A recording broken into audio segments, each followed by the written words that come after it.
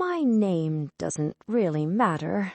What matters is that I am 80 years old. I say that number and it still surprises me.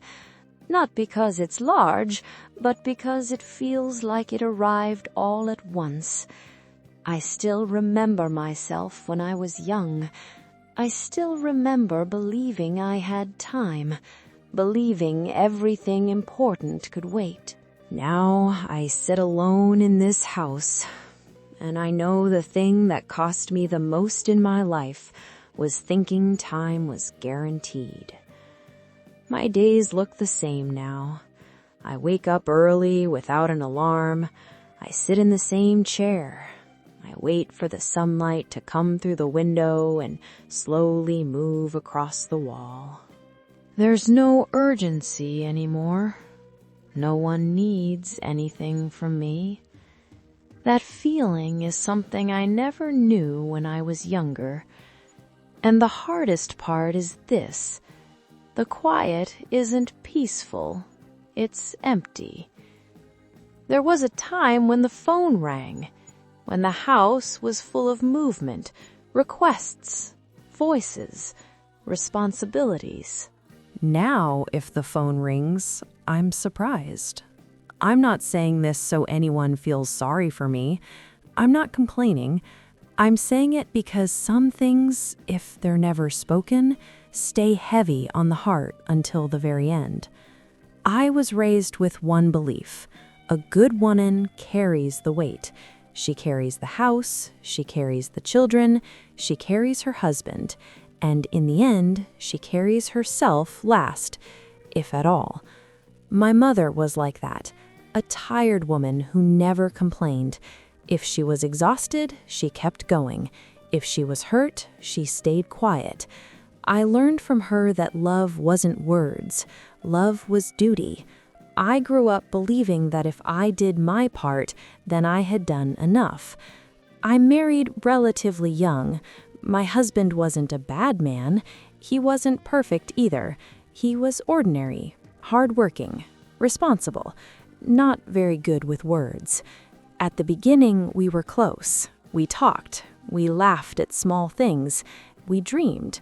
We used to say, when things calm down.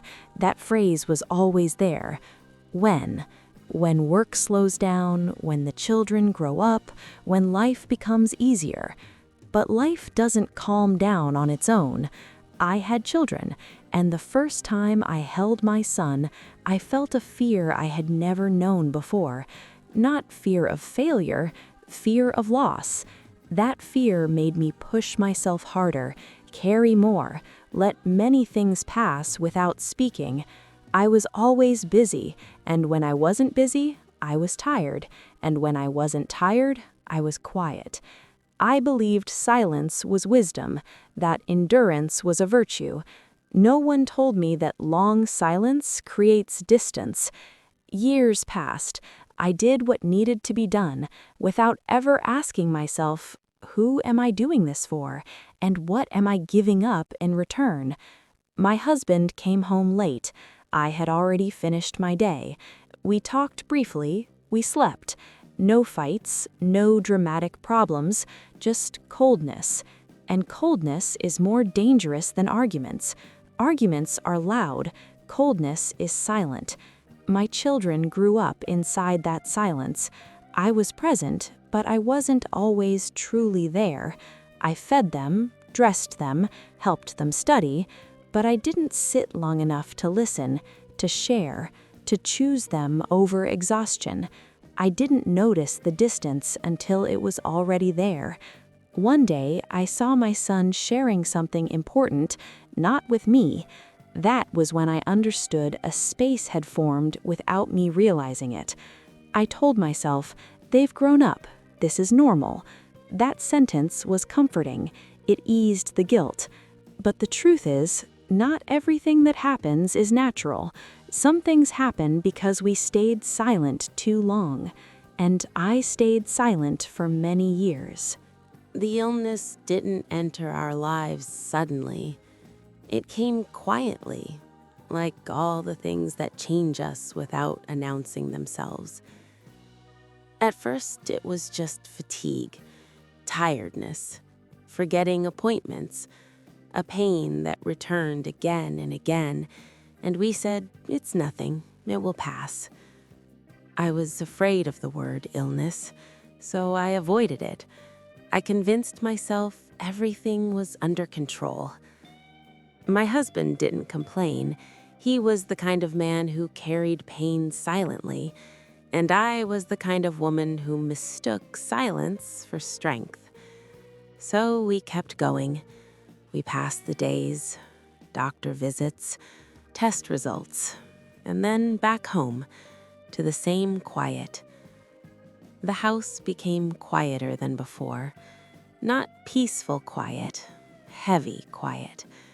We sat in front of the television for hours, not because we were watching, but because we were avoiding talking. Talking became difficult, not because we had nothing to say, but because we were afraid to begin. I did what I knew how to do. I organized appointments, prepared meals, managed medications, handled what needed to be handled. But I failed at one important thing. I didn't sit with him and ask how he truly felt. I didn't sit with myself either. I believed strength meant staying steady, not crying, not breaking.